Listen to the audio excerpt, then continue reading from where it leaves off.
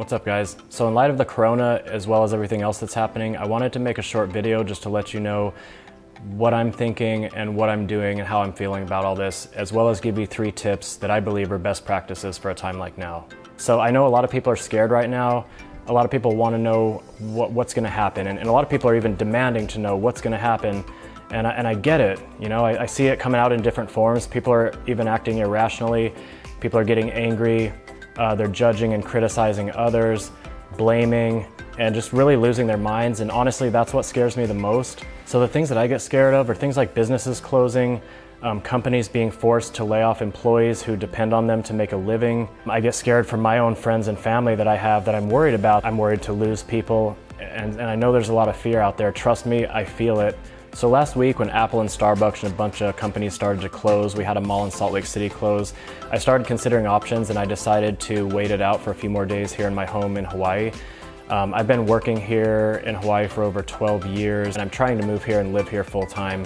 And I'm only saying that because I did get a negative comment last week that I was just kind of chilling, carefree here in Hawaii. So I wanted to let you know that I'm working overtime here, the same as I would be in Utah. I'm doing all my meetings online, and I'm also being here to support the stores if they need me, to decide the best way to respond to this as a company, the best way to support my people, and the best way to continue the business, and you know, with the best hopes that we're going to continue and have a strong company after all of this is over. So we've got marketing projects and other things that we want to still continue and keep best hopes for the future.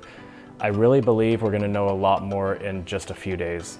But really, since none of us knows what is going to happen, I don't think that acting from a place of fear is our best option right now. So when we're making decisions that affect all of society, I believe the best option is to be especially mindful right now and to think logically and to be smart, even if everybody else around us is in a state of panic. But I get it, because the other day when I went to try to go buy supplies, I felt the panic and I saw the desperate look in some people's eyes, and I saw the employees, that some of them were just checked out as like a way to deal with the situation. And also because I have a business, I have a lot of people that depend on that to make a living, and I really care about finding the best possible solutions for them and dealing the best way that we can with the real-time issues that we're facing. My intention is to do my best to protect people's jobs so that we have a safe environment to work in during and after this crisis. As for the way that I'm going to act and what I'm going to do and how I'm going to try to be on my social media and in real life, I want to be thinking with a clear head.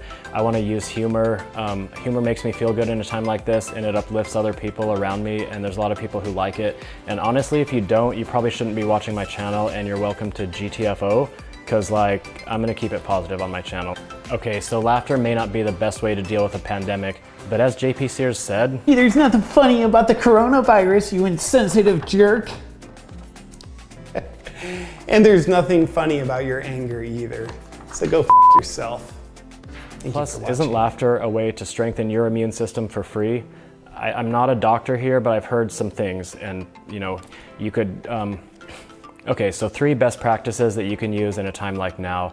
Number 1, and I know this is gonna get me in trouble, staying positive though. I mean, there is still good in the world, so find things that you can feel grateful for and use this downtime to reflect on the things that are really important to you in your life. Think of other people that have it worse than you and find ways to serve and contribute to your community. Okay, and then tips 2 and 3 are think outside the box and have a plan.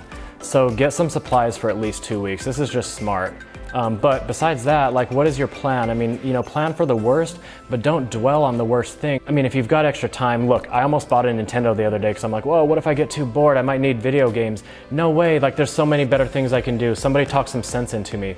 Like, I've got a website to create. I've got people to help and support. I can talk to people. I've got content to create. I've got new skills to learn. I can even do music production in my spare time, but I don't need to be on a Nintendo right now.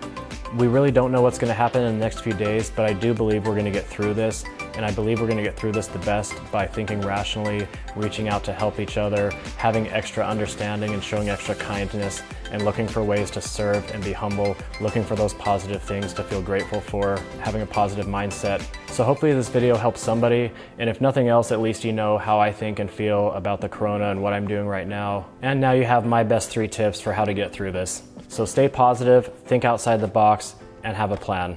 I'll see you soon.